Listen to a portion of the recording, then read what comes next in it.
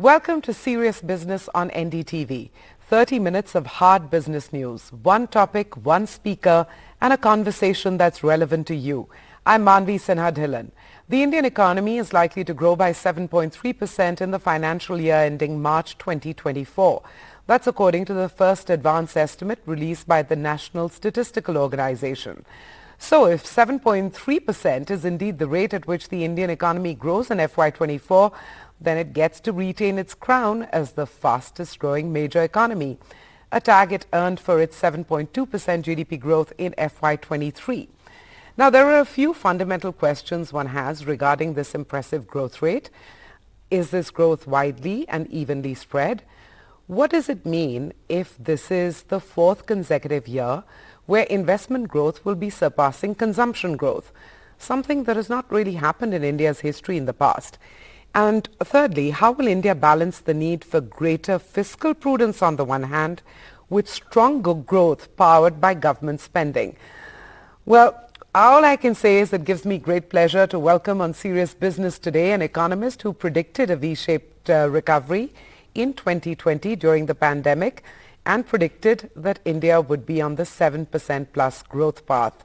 Krishnamurthy Subramanian, Executive Director at the International Monetary Fund from India and former Chief Economic Advisor to the Government of India.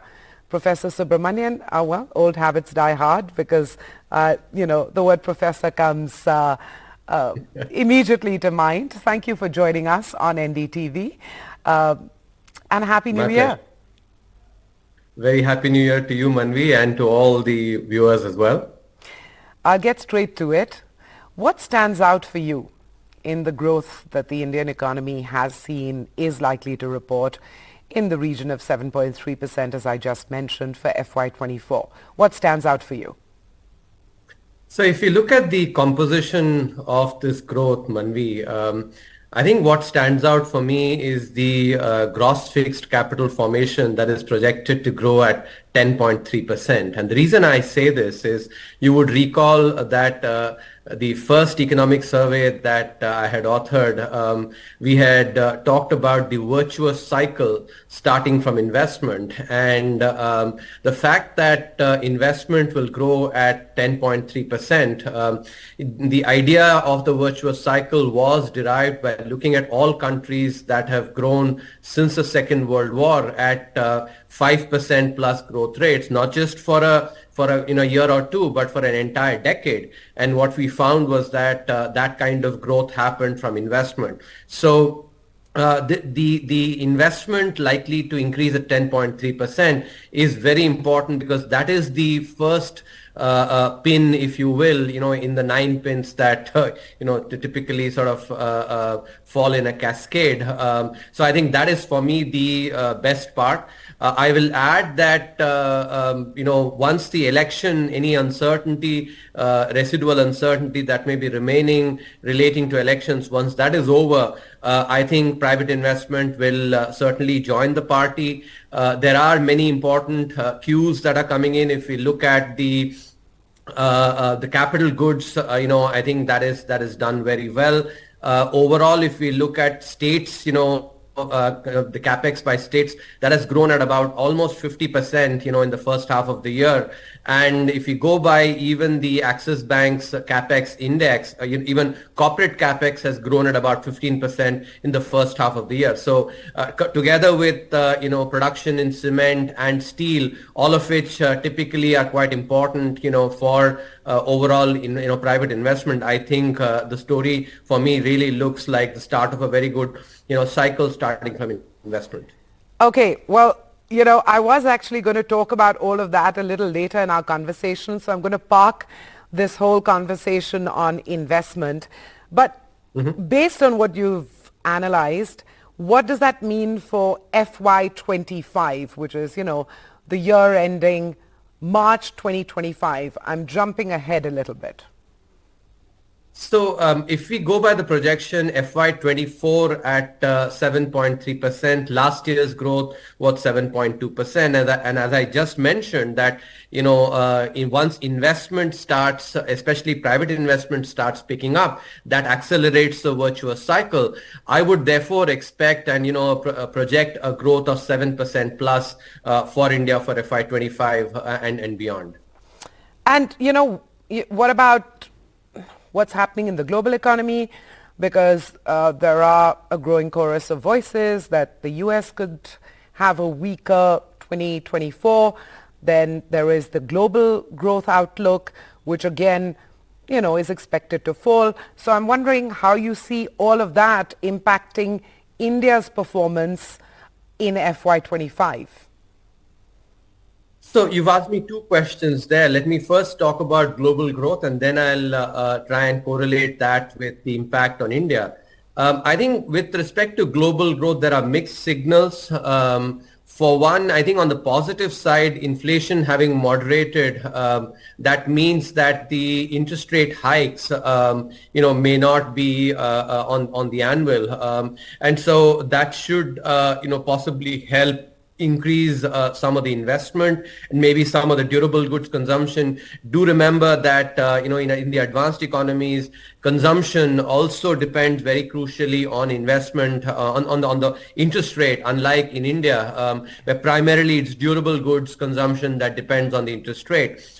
So that may be good news on the consumption side, but I will watch very carefully how the financial sector emerges, because you have to remember that last year when the Federal Reserve put in the emergency discount window in March of 2023, that was because the commercial banks in the US were sitting on about 650 billion to 700 billion of unrealized losses from the increase in interest rates. Now, come March 2024, because interest rates have not declined significantly, that will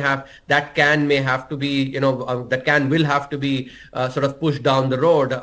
So we have to see how the credit picks up, especially in the United States. And I think that to me will be a very important signal of how the US economy will perform. But overall, I think sort of a mixed bag when it comes to the global economy.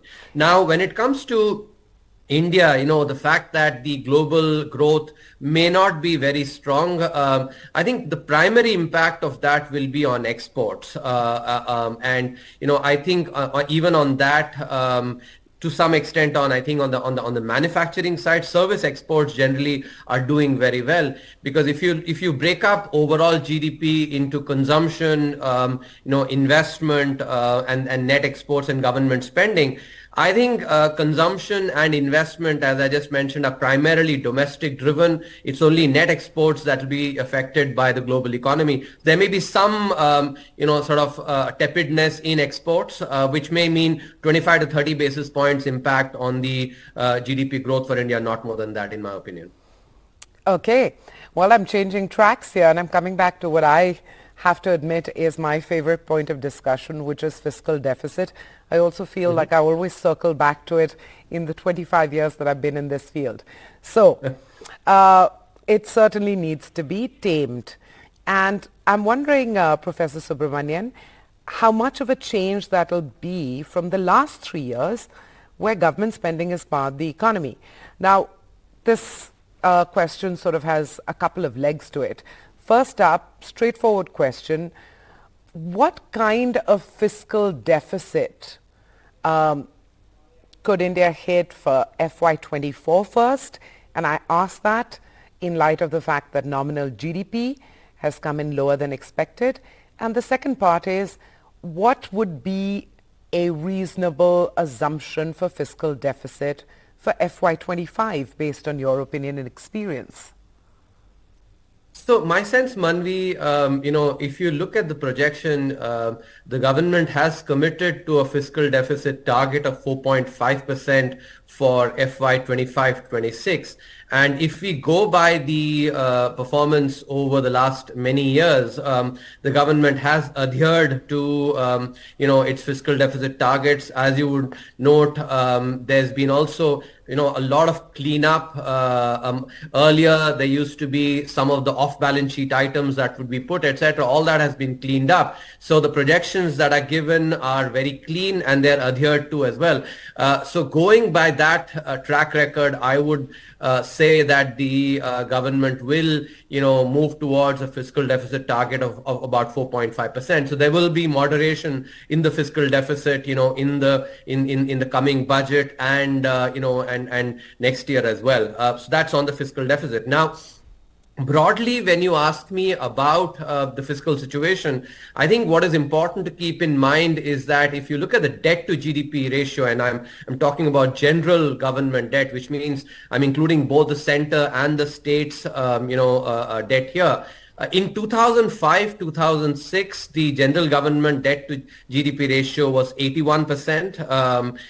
During COVID, India's increased a little bit. Do keep in mind, India's increased much less than other countries because we were very, very, sagacious in our spending. So it increased about 84%, and it has come down to, to 81% again.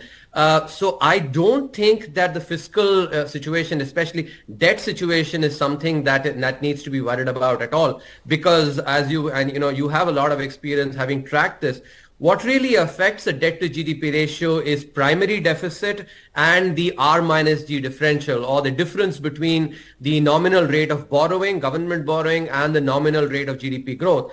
If we take 7% as the average rate of borrowing, and nominal rate of growth should be at least 10 to 11%, debt to GDP ratios should actually be coming down because the primary deficit, is not going to go up. So overall, I think that the debt sustainability is something that we don't have to worry about in the near future. You've set me off in many different directions, but let me see if I can marshal my thoughts. The reason why I was, talking about fiscal prudence in particular with you is because there is the recent annual IMF Article 4 consultation report. And, it says very explicitly that India needs an ambitious fiscal consolidation over the medium term.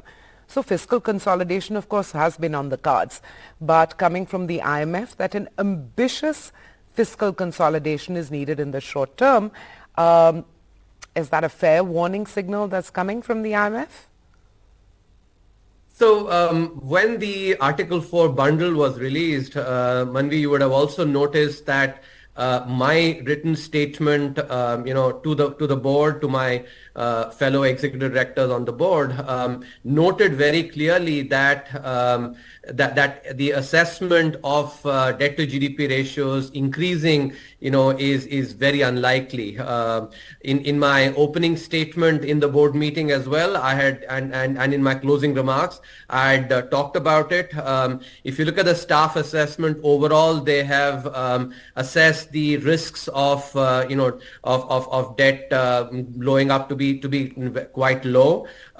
So I think the possibility of debt to GDP ratio increasing beyond 100% is low. At the same time, and this is something that the IMF report and our discussion in the board very clearly highlights, the nature of spending in India has changed drastically. The government spending now is focused significantly on capital expenditure, and this is not just the central government but even the state government. As you recall, I mentioned that state government capex has increased by almost 50% in the first half of the year. So overall, and this is something that I always mention, when you just look at the number, in terms of debt to GDP ratio or the fiscal deficit, that is actually, it's a very partial analysis because it doesn't look at what is the, the borrowing being spent on. When it is spent on capital expenditure, I think that creates assets in the economy, pushes up growth by crowding in private investment as well. So we have to make the distinction between borrowing that is done for freebies versus one that is done for pushing capital expenditures. Well, we're going to take a very quick break, Professor Subramanian, and you've set me up for the perfect return conversation, which is on this virtuous cycle that you had articulated as Chief Economic Advisor We'll talk about that and where at that stage of the cycle we are. So far, it's been a investment-led kind of growth story for the last couple of years, but more when we return.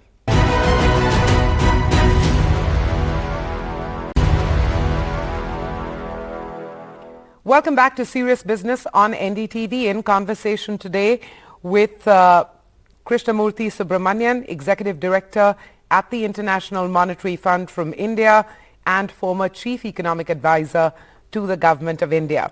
We've talked about the virtuous cycle that you had articulated early on in your tenure as Chief Economic Advisor. The point that I was making, Professor, is that, one sees that investment-propelled growth. The consumption-led growth, when do you see that playing a more predominant role? And what do you make of this kind of growth composition? So Manvi, I think it is important to understand that when we talk about the virtuous cycle and virtuous cycle driven by investment, consumption is very much part of the story. But what is important to understand is that it is investment that drives consumption through growth and by increasing disposable incomes, and when the growth is driven by investment, it's a far more sustainable phenomenon in contrast to consumption. So I think we have to make sure that we understand I'm not talking about two different kinds of growth. Investment driven growth actually increases consumption and leads to growth being more sustainable. And that is what I think, if we see the investment and starting from a government investment, as I mentioned earlier as well, there are signs of private investment coming in. If we look at the announcements, new project announcement, we look at the production of cement and steel, look at capital goods, and I think corporate capex in the first half of the year. All these are clearly signaling that private investment, is likely to pick up. And I think post-election, this will accelerate significantly, because do keep in mind that investment projects, have long gestation periods, and therefore, they will not happen when there is uncertainty. And there is some residual uncertainty. So, private investors will wait for the elections to get over, after which investment will start, which will definitely lead to increase in consumption as well. So, I will typically look at a cycle that starts from investment as one that can be sustained over at least a few years and possibly for close to 7-8 years. And so consumption will definitely start kicking in, increase in consumption, and this will be driven significantly by the public digital infrastructure that India has created, which will really help to put money in the hands of the poor and the vulnerable as well, and that will also spur consumption as we go along. Okay, if I may be a little tricky here, you refer to yourself as an eternal optimist. Is that correct to say? Well, it's certainly a change for me to be an eternal optimist. Today I'm going to be one and take your analysis for what it is. There is one thing, and this might sound simplistic to you, but it's what every individual in India probably thinks about. So you've got the fastest growing tag, that's great. When you look at what's happening at an individual level, per capita, economic improvement. The measure I turn to is per capita GDP growth. That might not be a comprehensive measure, but I'm basically asking you to don your professor hat and say, what would be a meaningful indicator to look at when it comes to a per capita analysis, a per capita economic improvement analysis? So, on your comment about optimism, Manvi, let me just quickly mention that, my optimism is actually based on realism as well. You would have seen all the, the predictions that I made, whether it was about, many commentators saying that India was stuck in a middle income trap before COVID or the V-shaped recovery, they've all actually proved out to be right. So I don't think, my optimism is a vacuous one. It is actually based on very careful analysis of the data. And I don't have the difficulty of always sticking to the herd.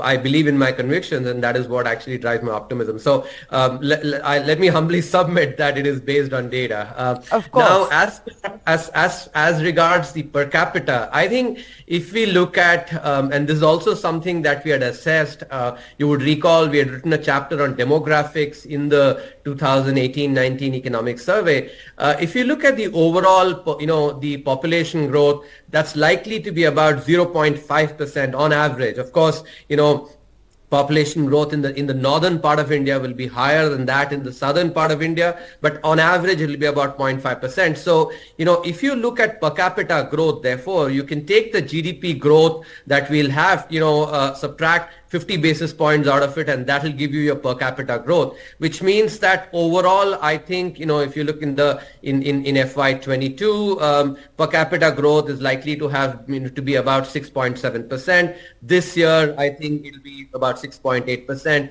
Going forward, about 6.5 to 6, so about 6.5% is what we can expect as the per capita growth. Of course, there are other important indices that we have to look at when we look at, poverty, or when we look at, multidimensional aspects. I think those are also important indicators when we want to look at a 360-degree view.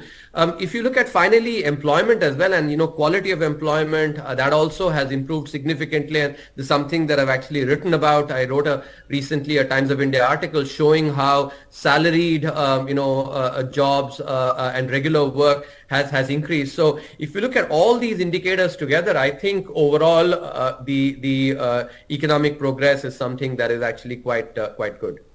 One final question: is there anything, when it comes to the economy, that is a bit of a worry area for you, a bit of a red flag at this stage, something that you'll be watching with caution? I think I would just flag two things. First, some of the states, using freebies. That's something which to me is a clear red flag. And I hope that states can, take cue from the center and some of the more progressive states that are investing in capital expenditure. That is what will deliver sustained growth. And second, not as much as a worry, but I'll just as a reminder, I think it is important for a lot of the reforms that had been announced, post-COVID, for those to be completed. For instance, if you take the labor law, the bill has been passed in Parliament. Also, obviously, the political capital was invested at that time. The subordinate legislation on that needs to be passed. Overall, many reforms that actually were announced, I think those should be brought to completion. So that's the second aspect that I would actually highlight primarily for the future. Fair point. Timely reminder as well. I'm going to leave it at that. Thank you very much for your time today on NDTV Serious Business. A pleasure talking to you. My pleasure too, Manvi.